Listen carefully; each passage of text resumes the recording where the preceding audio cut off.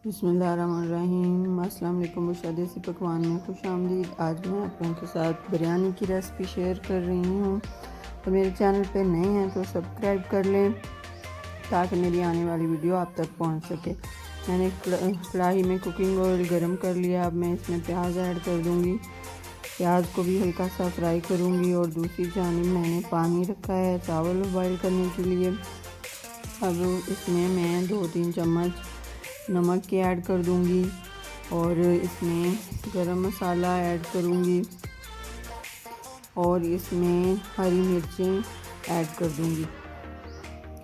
तो दूसरी जानब हमारा प्याज भी फ्राई हो गया, लहसुन भी, और अब हम इसमें चिकन ऐड कर देंगे और टमाटर ऐड कर देंगे, को पकाएंगे फ्राई होने तक। और साथ ही हम इसमें नमक 2 चम्मच ऐड कर देंगे, हल्दी 1 चम्मच ऐड कर देंगे और 2 चम्मच हम इसमें लाल मिर्च ऐड कर देंगे।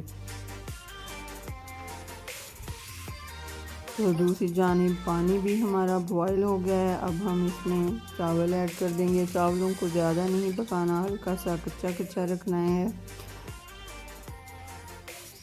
और ये आलू बुखारे मैंने भिगो के रखे थे वो ऐड कर दिए हैं और चावल हमारे दूसरी तरफ गल गए हैं। अब मैं इसको छन्ने में निकाल लूँगी और इसमें एक कटोरी भर के मैं दही ऐड करूँगी और बिरयानी मसाला ऐड कर दूँगी। तकरीबन पूरा जो है पूरे से हाफ, थोड़ा सा कम है, वो मैं इसमें बिरयानी मसाला ऐड कर दूँगी। तो हमारा मसाला जो है वो बिल्कुल तैयार हो गया है, रेडी हो गया है, बहुत ही मज़ेदार बना है। और अब हम इस चावलों की तहें लगा लेंगे। ये पहले एक बार मैं चावल थोड़े से डालूँगी, फिर उसमें चिकन जो हमने तैयार करके रखा है वो ऐड कर दूँगी।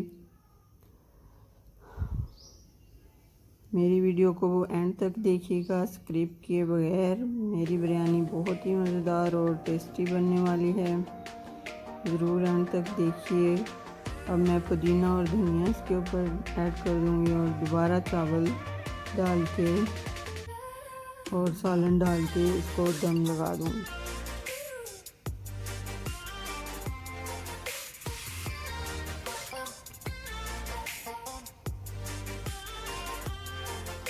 हम इसको अच्छी तरह सालन इसके ऊपर डाल के और चावल भी डाल के मैंने ऊपर पुदीना धनिया ऐड कर दिया है।